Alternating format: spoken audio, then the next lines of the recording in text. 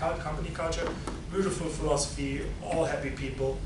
Have a PowerPoint slide of them. They built the Atlantis Hotel in Paradise Island, Nassau, Bahamas. They designed that. That was a walk-in, as in, hey, I'm in town, I would like to talk to you about a hotel in the Bahamas. Yeah, cool story. What else? Restaurants. We had restaurants, yep. Warehouses, maybe? Warehouses. Mixed use. Mixed use. I'm a big fan of mixed use and the biggest enemy of it. So we'll tell you a story about this in a moment. All right.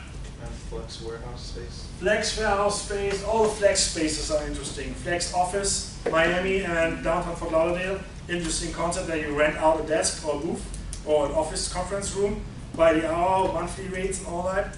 Very cool. What did we miss? We had residential, we had commercial, office retail, industry. I meant flex in there's like within warehousing, like flex space warehouses where like the building itself is structured so you can easily convert it within office space or industrial warehouse space.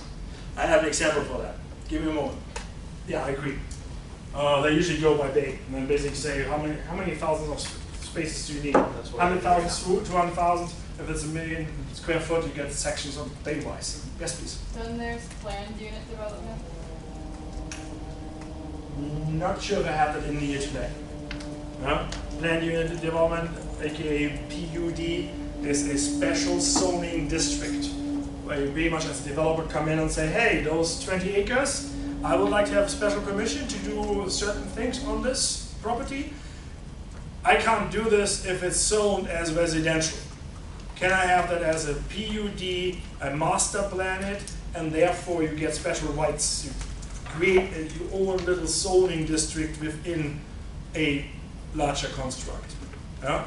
And there's a lot of bad things happening with these because now you don't have your special zoning district, your own zoning authority, and then the city can't control you anymore. So there's a lot of this reputation thing, handshakes, and how you do ethics in your job.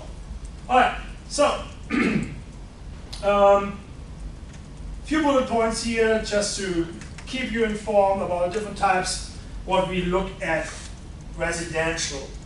Misconception mostly is when we talk about real estate development, people are thinking we are flipping homes and we are real estate agents and like buyer and seller market for a beautiful townhouse or a beautiful single family home. No, when we talk, let's say, in a master program about real estate development, I'm talking about someone who puts that house from the ground to the buyer's hand and builds it, customized building, or builds 10 or 20 of those homes in one larger project, yeah, or 500 if needed. Yeah? Or when I talk about property management, it's probably not going to be the case that you are a property manager for a single family home, unless it depends on what. If the home is so really big, but the home requires full-time employees to maintain it. You ever heard about a guy called the butler? Mm-hmm. There are people who actually have service personnel in their home. I used to work in Idaho. I used to work some really cool stuff with wildfires. And one of the biggest wildfires we had was in 2012, 2013, where a lot of second homes have been threatened to burn down. A lot of second homes from people from outside of the state. Yeah? The little airport in Ketchum, Idaho, was really busy with people flying in and checking if their property is burning or not. Yeah? Private firefighters hired from insurance companies showed up to protect land. I have a faculty member here who had that similar story last year in his house in Colorado. They evacuated into a hotel for a few days. The insurance company had firefighters on site to protect the property from burning down or the fire reaching the property. Yeah?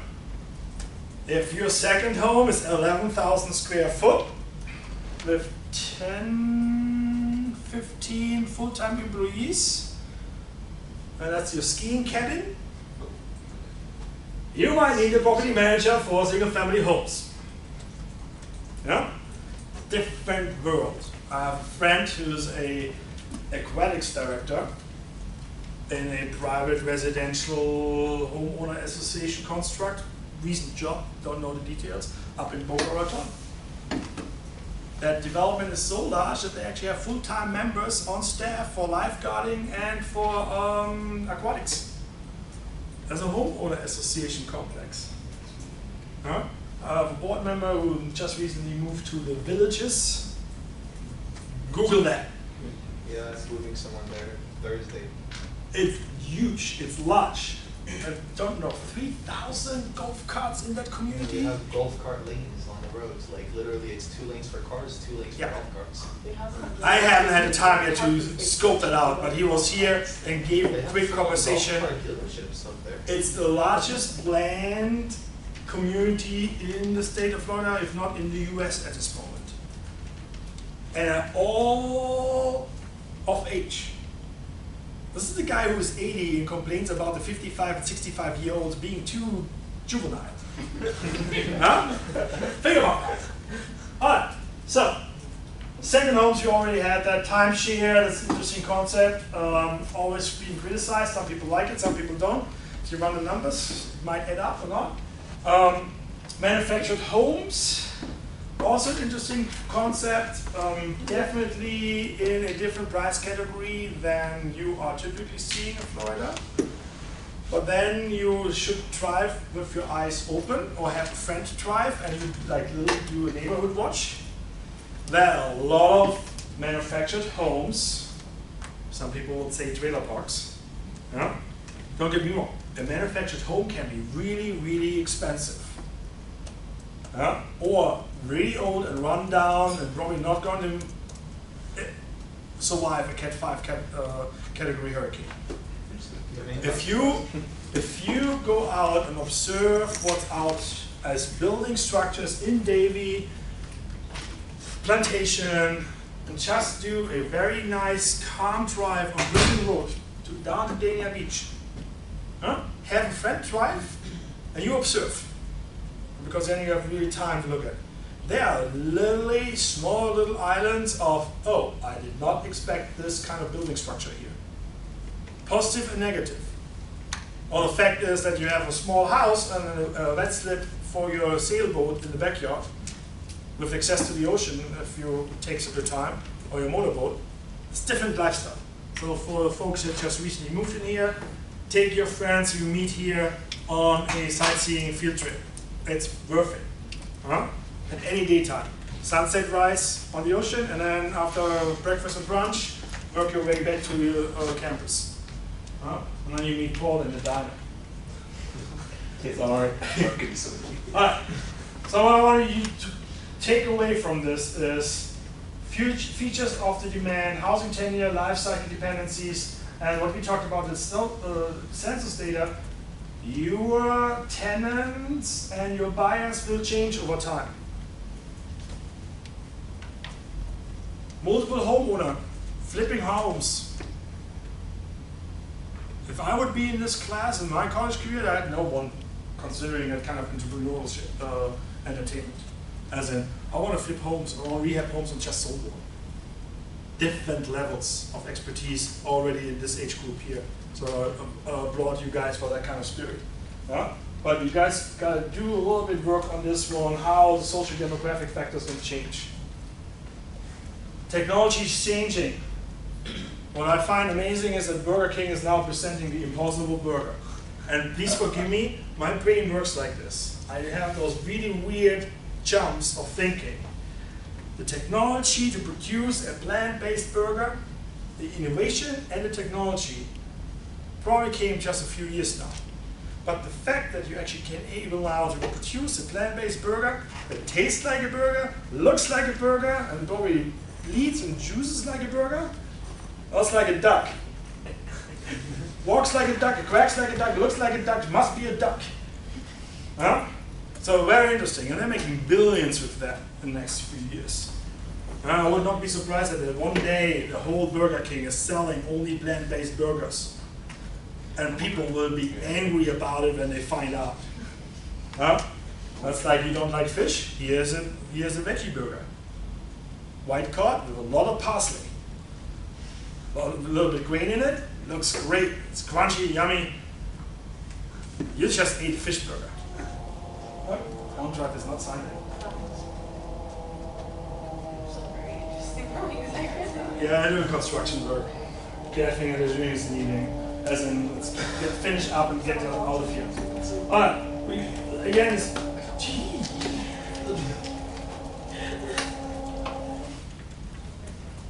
Different types. You named a few. We have a special type, attached, detached, etc. Pocket versus large. Yeah. My observation: lawn space here in Florida is not a thing unless you have a really, really big house, like in Pembroke, or was it Southwest Ranches? Extremely beautiful homes, huge lawns, even horses on the property. Yeah. Versus in Davie, Hawks Landing. Hawks Landing.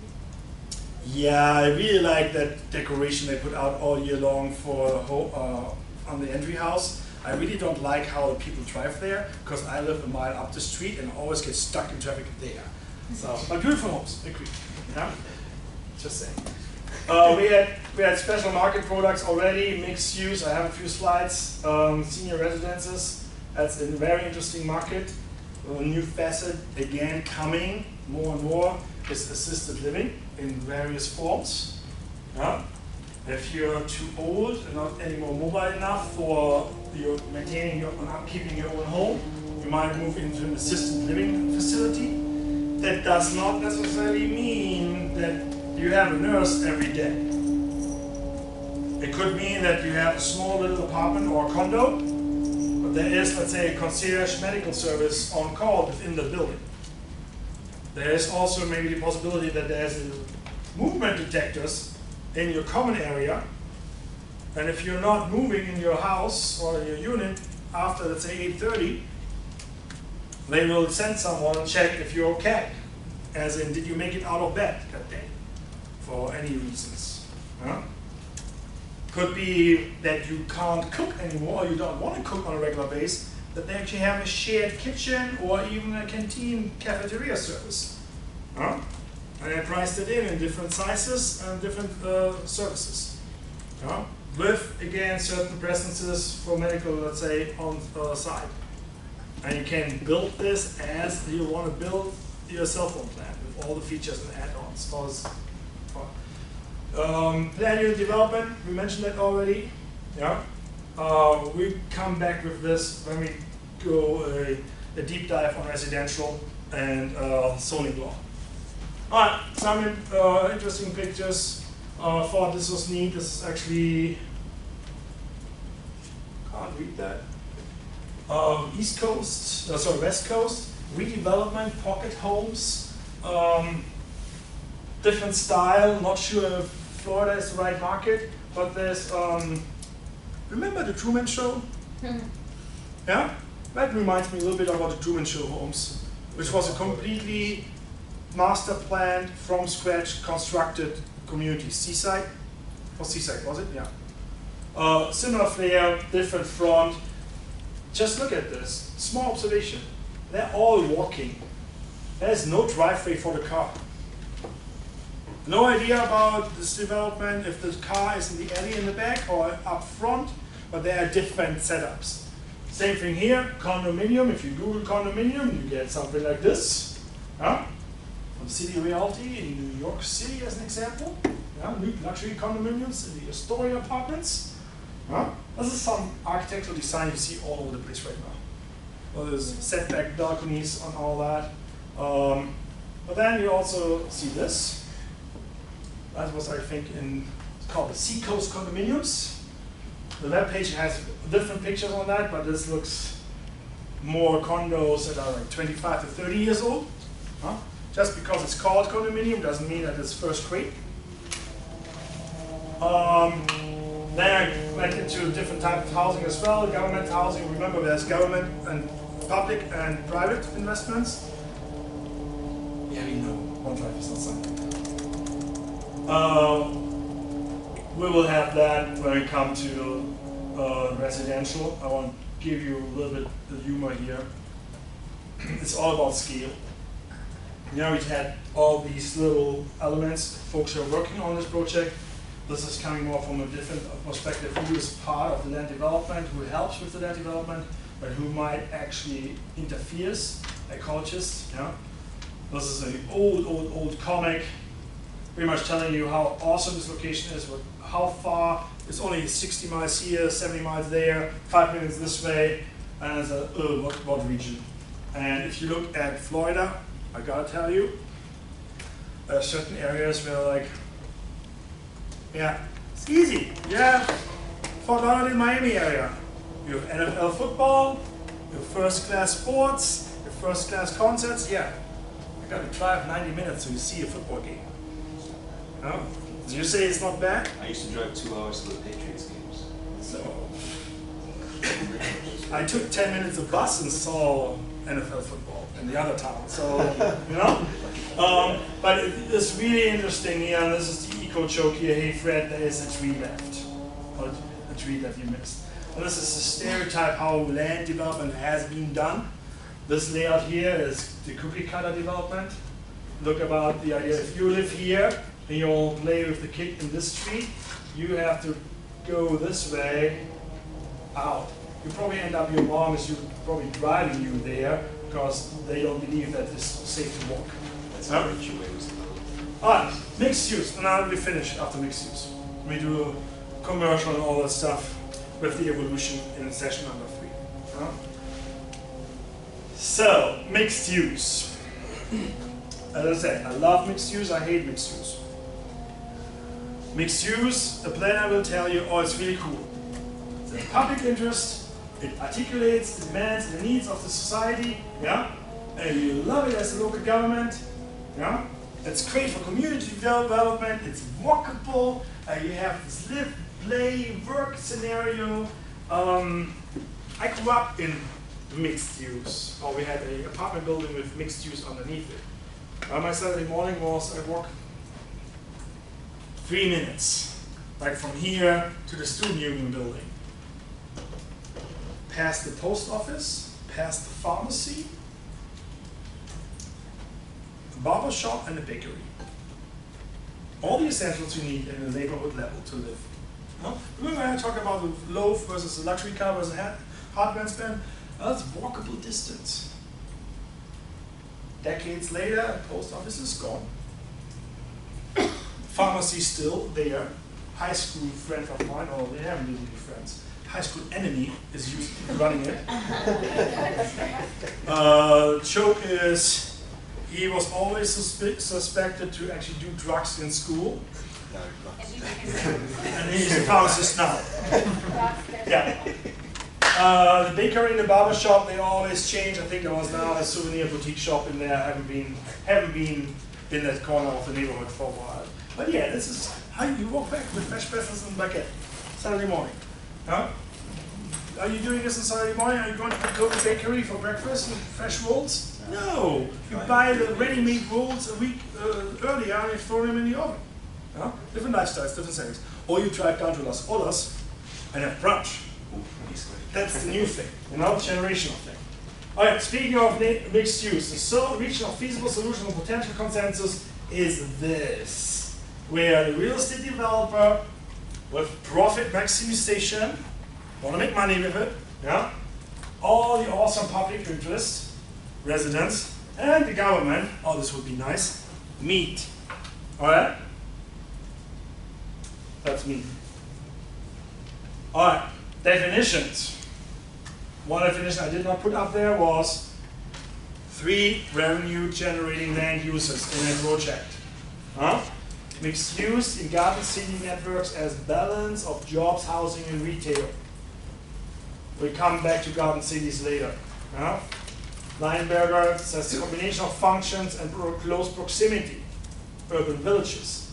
And here balance of mix of working, service, and living activities. Huh? Hasn't changed. Live, work, play. 3 revenue-producing land uses. So retail and condominiums on top, technically not mixed use. It's only 2. Yeah?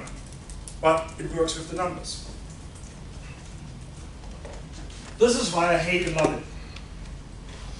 If you look at the 4 dimensions of the mixed use, you have different levels of space where you have housing, and working next to each other. Yeah, you walk across the street and you work in a restaurant shop and you walk back home to your apartment. University, University Drive. Say you work in one of the restaurants or at Whole Foods and you walk across the street near one in the Central or the other apartment buildings. Yeah? Spatially distinct, separated. Yeah? Then over time we might change working into housing, or what we have seen with loft development, manufacturing into housing. Yeah? All great. But it manifests in those 2 dimensions, horizontal versus vertical. That's what you need to remember. If I build horizontal dimension, housing, working, housing, I can do this in a shopping mall. That's a strip mall development. I put a little retail center in, I put an office block in, I put some apartments in, and I'm physically separated from those uses. I can build townhomes in 4 different phases. If the second year of my development is not working out, I just wait until the market is better and I build phase 2 and 3.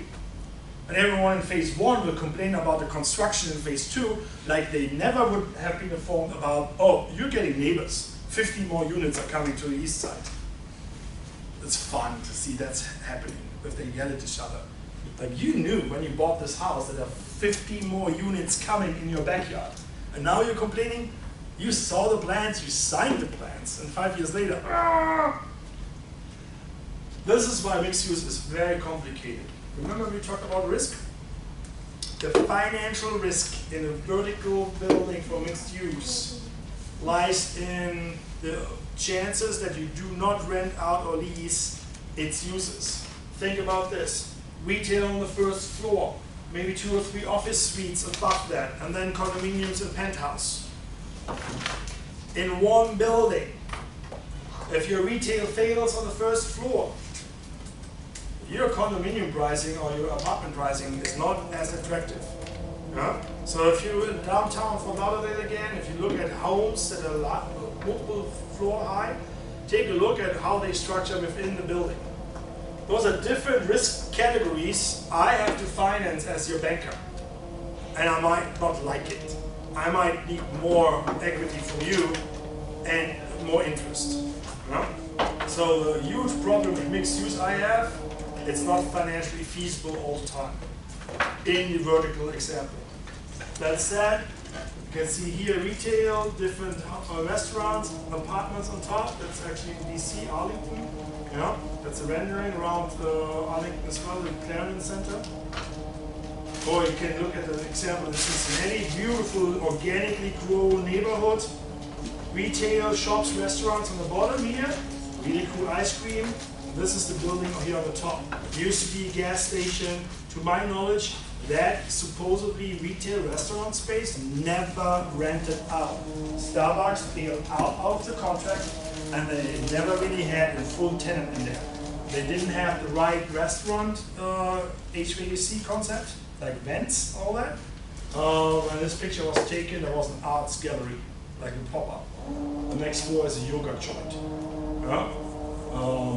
And then office space was planned, now this is actually all residential, and the penthouse never sold, to my knowledge. Fun stories. That said, let's have an earlier break tonight. I hope you have the understanding of where we're going with this class.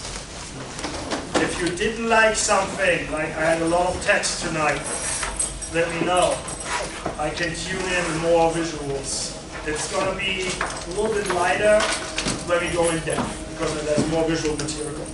For next week, oh, we didn't do that office space. For next week, financial calculator.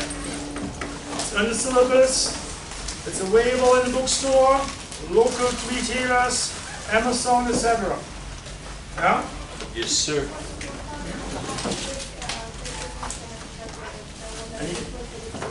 I need to double check that because they have different functions. Send me an email and I'll have a request for you. Alright? Have a good night. Come home safe. Good night. Let me finish the